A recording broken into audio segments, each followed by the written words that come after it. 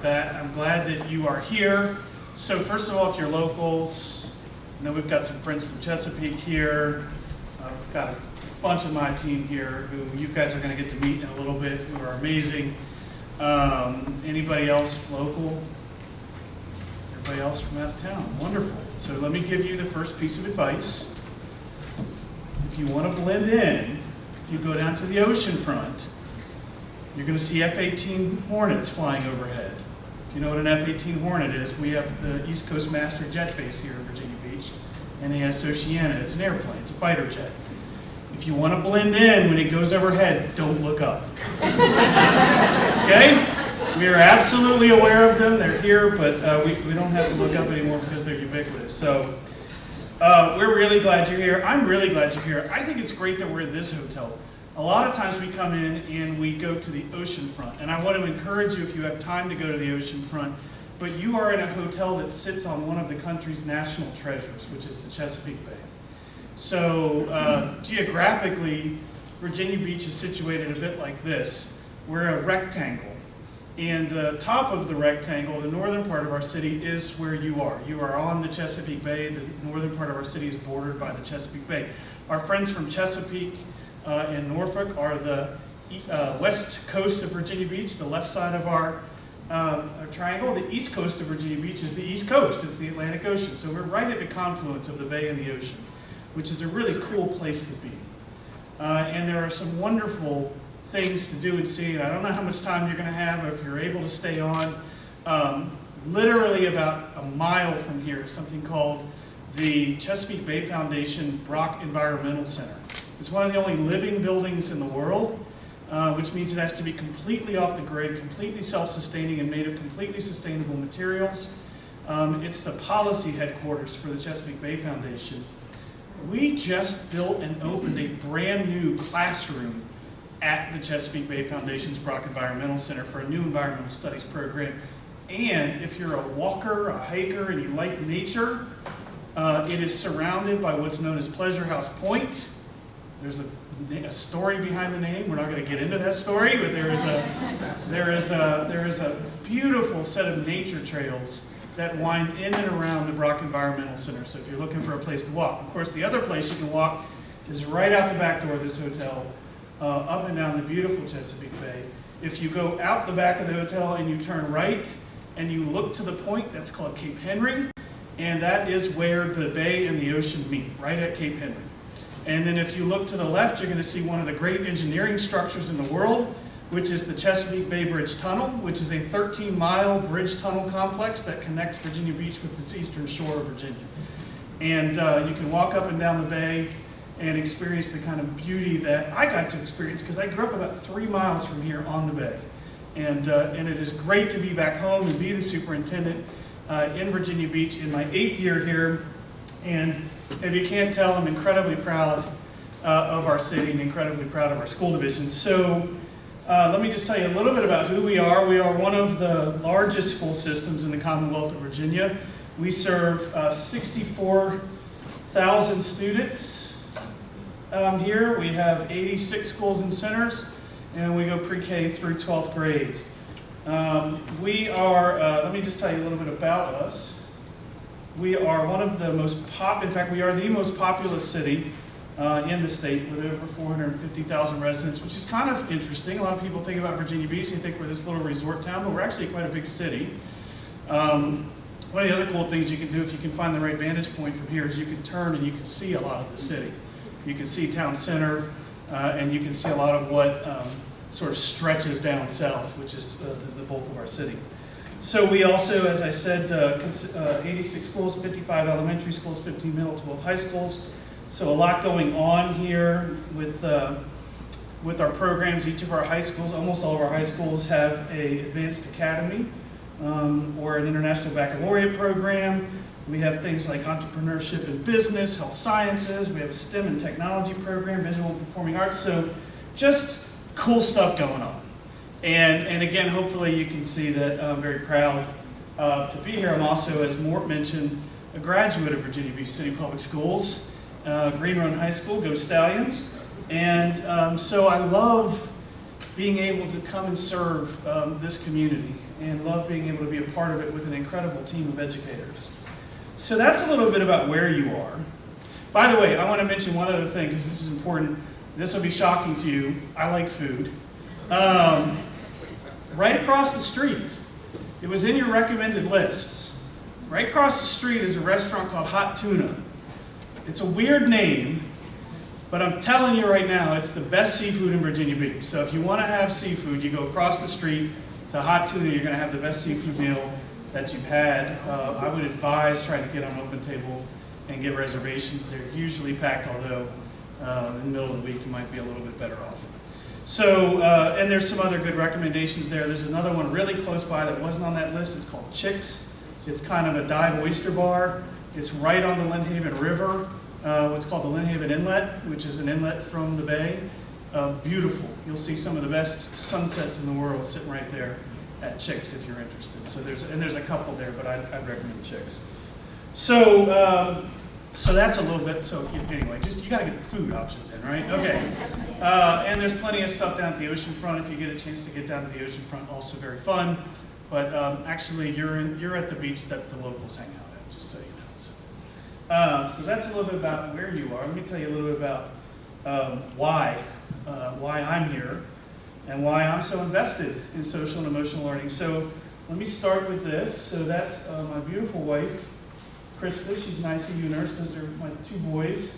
Aaron there on the left, he is my littlest guy. He's a 4th grader. Ian is a 7th grader. And they both are in Virginia Beach schools. Now, my team, unfortunately, has to put up with some of my jokes, so over and over again, they're going to have to hear this one again. They know these are not the only ones. These are the cute ones. Here's the whole crew. So I have 6 kids. And the 4 older ones, I know, glutton for punishment. The 4 older ones are now all in college and having graduated from Virginia Beach City Public Schools. So very proud of that as well. And I want to connect my children, and I'm sure those of you who are parents understand this, to why we do this work, right? And so I talk with my team a lot about what I want for our kids. And I've been refining my thinking, and so I'm gonna tell you what I shared with our principals this morning. And that is that I want our children to feel known, to feel seen, to feel heard, and to feel loved. I want them to feel those things. I want that for my kids when they're in school. I want them to have those experiences where they feel deeply connected to other human beings, where they feel like they belong and they're supposed to be there, and they feel understood. And because I want that for them, I think that we have to sort of create the foundational conditions for that to happen. And that's really at the core of it what SEL work is all about, right? It's about creating kind of the opportunity and the conditions for children to feel known and seen and loved and heard.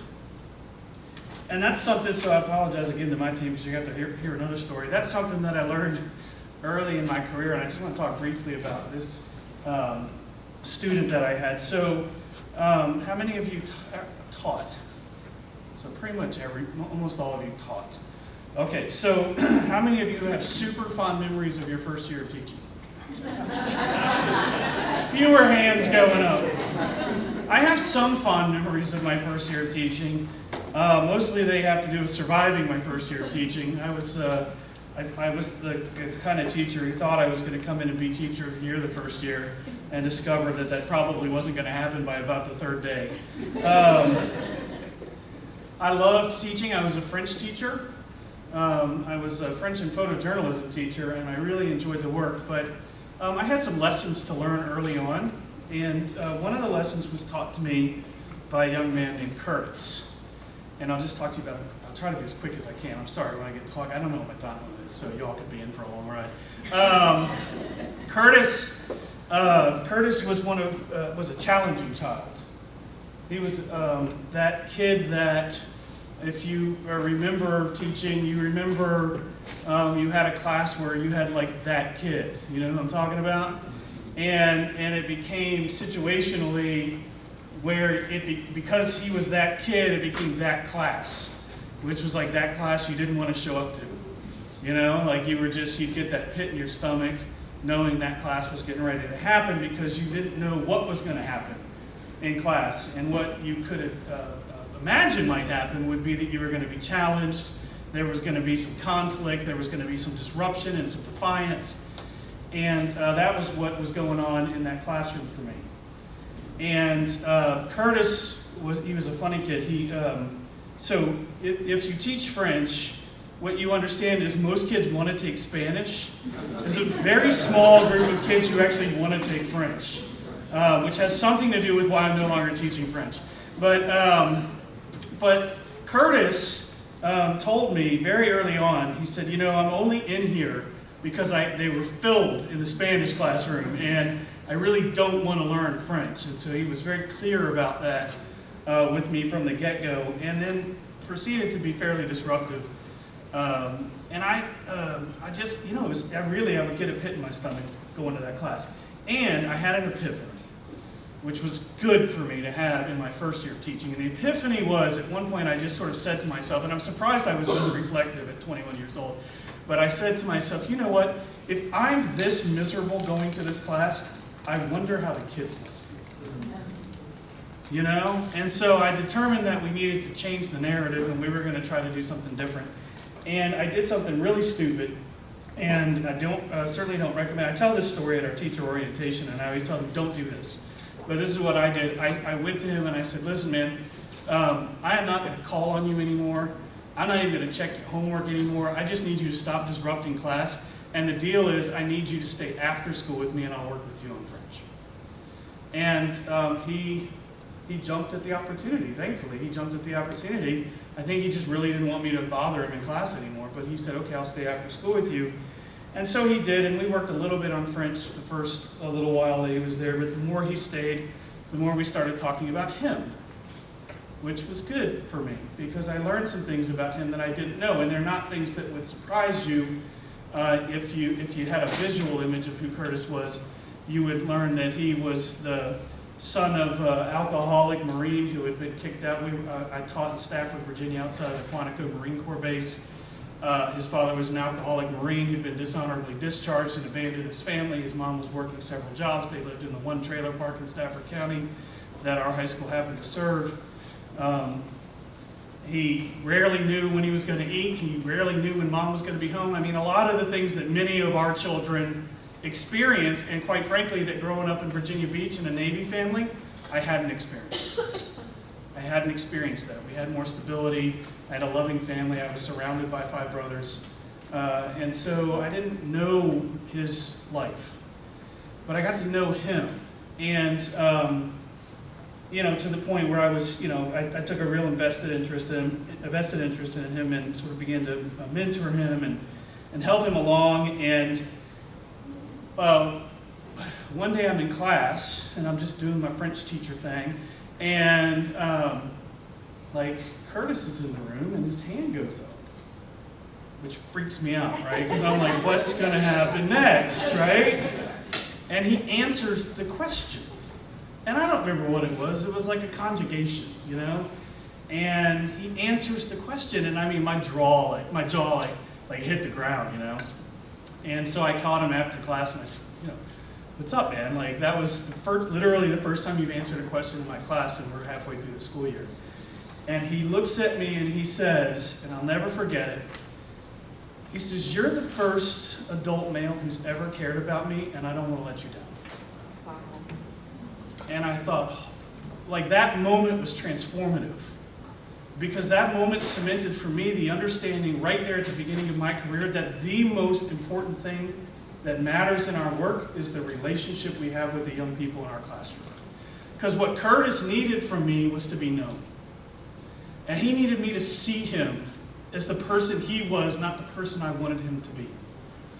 And he needed me to hear him. He needed me to understand his story. And he needed me to connect with him. And most importantly, he needed to know that there were adults who loved him and who would do anything to make sure that he was successful. And the funny sort of add-on to that I usually tell is, so, the teacher's lounge. We still had teacher's lounges when I was teaching. And I was in there, and this veteran lover, great, terrific English teacher, was complaining about him we were just on the cusp of our accountability program. The SOLs had just started. So if you don't know, those are our standards of learning tests, which is an outstanding acronym for a standardized test, right? SOL.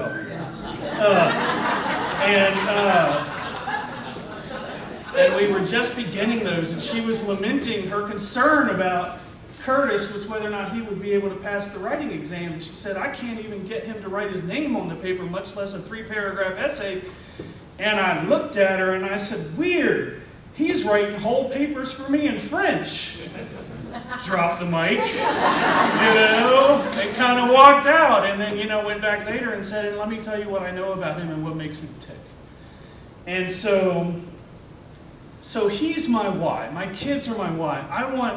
I want my kids to have what I figured out with Curtis all children need, and quite frankly, all adults need, which is to be known, seen, loved, and heard. And to do that, I think we have to engage pretty deeply in this work.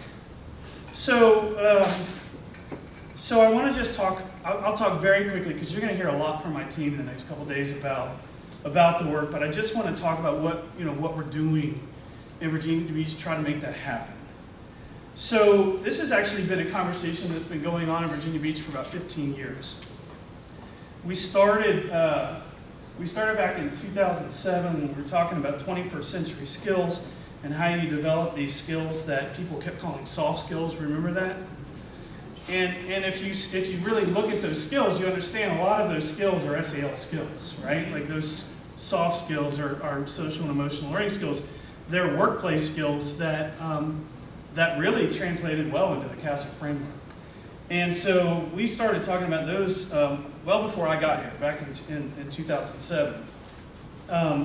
When I got here in 2014, we were working on a strategic framework, and as we were evolving or thinking about the strategic framework, we came back to that question about what do kids need to know and learn, and what kind of dispositions do they need to have in order to be successful in our future. And we went out and got all kinds of community input, and before it had a name, people in our community were saying they needed to develop skills like personal responsibility and resilience. I do remember, actually, it was pretty funny, one of our naval station commanders said he just wanted them to know how to do their own laundry, which I thought was pretty great, but I didn't know how to get it into our strategic plan. But they did want personal responsibility, and they wanted resilience, and that put us on the path of making the intentional connection to SEL, because those are part of SEL, right? And so we named it as a strategic action in our last strategic plan. And then in 2018, a small group of folks who were really passionate about this came together to really talk about what this is and why this is and how we should approach this concept of social and emotional learning. And that's when we sort of organizationally said, okay, CASEL framework, that's for us. That's the thing. That makes sense to us. Those are the skills that we think kids probably need to learn. And then in 2019, we need to kind of go beyond that and really make that our own. And so we developed what was called the Social and Emotional Learning Implementation Team. And Angeline and her friends are going to talk a lot about that work. So I'm not going to get too deep into what they did, but that leadership team has been the one that has really been coordinating the work for us about how do you make this thing living and breathing in a school division. By the way, I apologize. In Virginia, we call them divisions. More about that tomorrow, but the SEL implementation team really has been doing some incredible work. But one of the questions I was asked to address was, how do you, as a leader, kind of leverage making this stuff happen? So I'm just going to give you sort of one example. Right about here in the time frame, I was hearing from some of our principals. How many of you are familiar with the responsive classroom model? So a couple hands. So I'm not saying that the responsive classroom model, I'm not selling it, I'm not shilling for it, but the responsive classroom model is really the model that started the concept of morning meeting. So many of you have heard of morning meetings, and so they sort of developed this idea of building a community in the classroom, creating a classroom that was responsive to the needs of students, starting with things like morning meetings and then inclusive closings, and then how during the day do you use language to create community versus destroy community. That's kind of what responsive classroom is all about. And we had a few key principals in our elementary schools that were really interested in it. You know how this works, right? They went to a conference and they went to a session and they're like, that's cool, man. And so they pursued it. And they pursued it well. And it was really creating impact. And as I was listening to them and seeing what they were doing in their schools, I was like, this is kind of a live demonstration of SEL in action. And so, you know what smart leaders do when you have something good going on, right? You try to make it really competitive, right? Like you try to make every other principal be like, why didn't I think of that? So that they want to do it. And so what we did was we had a principals meeting and we played a video. So I'm going to play this video. Team Smith's Daily Pledge. I believe in myself and my ability to do my best. I am intelligent. Every class at Parkway at 8:40 has a morning meeting, so there's kind of like this peaceful hum that comes over the building at that time, and we're all starting our day in the same way. Speak, I will create. Even as a reading specialist, I was able to go to responsive classroom training, and at that training, I was able to hear all about morning meetings, and that's one part that really drove me to want to go back to the classroom, is to be able to implement the things I've learned and to really have an opportunity to build a classroom community, build a classroom family, and to help instill so many social emotional characteristics within my kids. It's all because of the leader and me. We talk like a family. They asking things about why your weekend is good or bad. They asking sometimes what do you like to eat and what is your favorite color? We actually cooperate so much. So our morning meeting is basically like it's a part of our life that we love to do at school. We get to learn stuff while we're playing the games, and it's real fun. Morning meeting is fun because you also get to know a little more about your classmates also. So it's pretty awesome to have a morning meeting. I think other people should have a morning meeting because you need to learn more about your classmates, and then you need to greet somebody before you talk to them. I think the students really come together to support each other. Like collaboration and empathy and compassion have really been formed throughout the classroom, and I think the foundational pieces that we set during morning meeting help carry on. It builds that sense of community in the class and within the school. So it also gives you the opportunity to explicitly teach social skills. So today you're going to get an opportunity to either tell someone an apology and why, or offer an appreciation and why. That time frame to do that has just helped with all kinds of social interactions.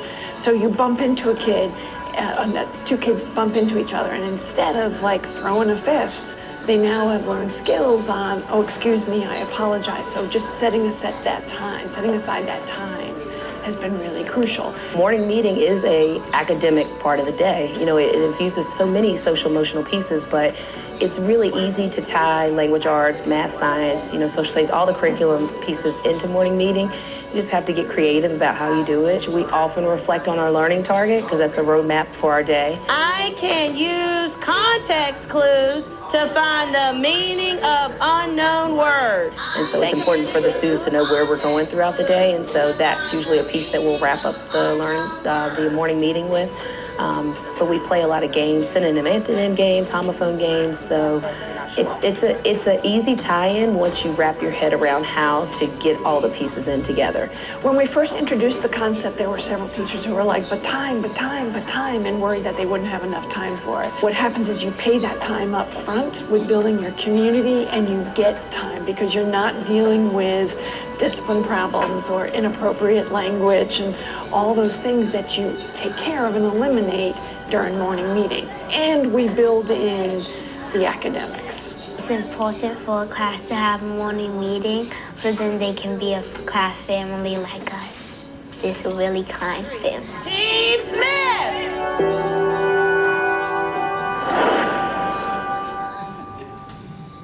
Aren't they the greatest? So you know when like the kid says, I just think everybody should have morning meetings, right? And all the principals are like, me too! And so they overwhelmed, so Dr. Gorham, who's the head of our professional growth and innovation team, they overwhelmed them. And they were like, we want to do this, how can we do this? And they were asking for all of this help. And they're going to talk to you about some of the things that they did to try to provide support for that work. But one of the key things that did come out of that was the formation of our SEL implementation team. And we've got members of the SEL implementation team here with us, and you'll see a little bit more about that during some of our breakout sessions. But I did want to at least hit on a couple of some of the outcomes of the work that we're doing. So one of the early things that came out was the development of an SEL stockpile, which is just a list of resources that teachers can access in order to help them embed some of the work into their classrooms. And it has things like a video learning library and professional development resources for leadership and instructional strategies. And so that matters. One of the things that the Sel team did to sort of figure out what else they could do to support was they did student empathy interviews across our community and really tried to capture student voice around a couple of questions. They wanted to know what students' hopes were for our school year. This was pre-pandemic, I think, and then what worries do they have? And then that helped inform more of the work from the implementation team. And then, of course, sort of post-school closure, not post-pandemic, but in the middle of it, the SEL implementation team figured out that one of the things we needed to spend more time on was trauma-informed care and instruction, because we had a lot of people who were experiencing trauma, and that was both our staff and our students. And so they began to really take a leadership role in terms of helping us develop a response to that. And the only other thing I'll say about that work is that while all that was going on, the other thing, and I love the book because it sort of aligns with some of the things that we're doing, is you got to get this into your strategic work. This has to be strategic. And so one of the things that we did was we were into the next iteration of our strategic plan, and we really deeply embedded SEL into the next generation of our strategic plan. So it is sort of clear. And the reason that matters, I think, is because you have to understand, the whole community has to understand what you're talking about, and they have to embrace it. One of the things that the team did was develop our vision for SEL, right? Like, so if you're going to engage in SEL, you should talk clearly about what it is. And so this is kind of our vision for what SEL is. And you can see it. I mean, it's not complicated, but it is a sort of galvanizing vision of why it matters and why it's important, and what we're going to do as a collective community of learners to make sure that stays in the forefront. And then, as I mentioned, it's in our strategic plan. It's particularly in our work around our exemplary and diversified workforce, because we are really concerned, as I said, about staff well-being, as I know many of us are wrestling with those challenges.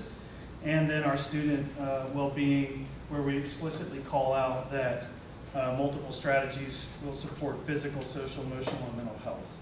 So it's in there, and the intention is that it allows us to have our entire community understanding that this is what we've embraced. And importantly, in times of controversy, it allows us to say to folks who are curious about it that it's part of our strategic plan that's board adopted by your elected officials. And then finally, this work, which is why we're all here, right? The SEL Impact Grant work. And I'm not going to talk about that because you're going to hear a lot about that.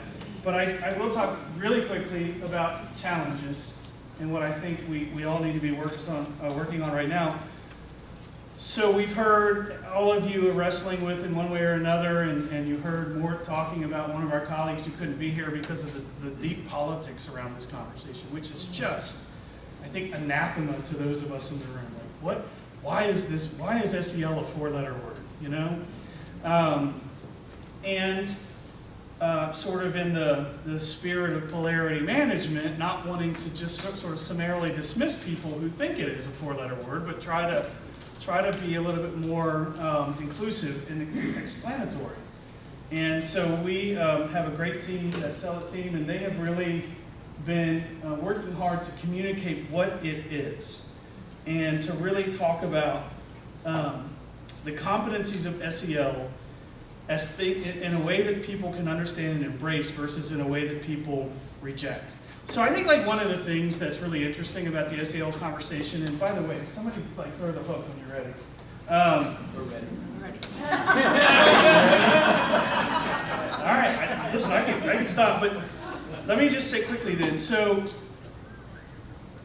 you know, there was a really cool study that we looked at together as a part of this grant. So many of you may have already talked about this, but this study that said people don't hate the skills, they hate the name.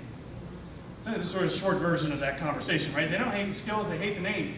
And so we had to do like an all-out messaging campaign to say, look, don't worry about the name, worry about the skills. These are the skills, this is what matters most. And so our team created these message maps, and I'll just show this briefly. I think they're in your packet, and there's a QR code there if they're not, that you can see like, this is what it is. And if you read our message maps, you can't argue with any of it. It's really interesting. I put it in front of people who have a problem with SEL as a word, like social emotional learning, where they think we're like indoctrinating their children with their own values is what that comes down to. And I show them and I say, these are the skills that we're interested in. Which of these don't you like? And I've never yet had somebody go, oh, I don't like this one or I don't like that one. They go, oh, these are all great. I want my kids to learn these. I didn't know that was what you were talking about. And so it's all about messaging. And I think that's one of the key ways that we have to rise to that challenge. I think the other challenge we've got to do is we've got to listen to our teachers right now. We've got to figure out what they need from us. And so our team's been out doing listening tours with our teachers. They'll talk more about the trends that emerge, but as a very last piece, let me just say this. This is where I think we're going now. I think based on what we've all been through, what we've been wrestling with over the course of this last year, we've got to think about trauma. We've got to think about organizational trauma. If you understand trauma, you understand that organizational trauma creates individual trauma, and every one of our organizations has experienced trauma. Every single one of them. There isn't a person in this room that feels good about how our organizations have functioned in the last 2 years. You know, we have pieces of pride, but the way we've been attacked, the way that people have felt under siege in a lot of instances, the decisions we've had to make that have been transactional and not transformational. I mean, we are in trauma. And so we've got to address that. We've got to focus on adult well-being. And then if we really want to change the course of things, we need to listen to our students and understand what they need from us as we emerge from this pandemic. So that's where I think we're going. Apologies if I went a little bit long. Thank you for your indulgence, and welcome again to Virginia Beach.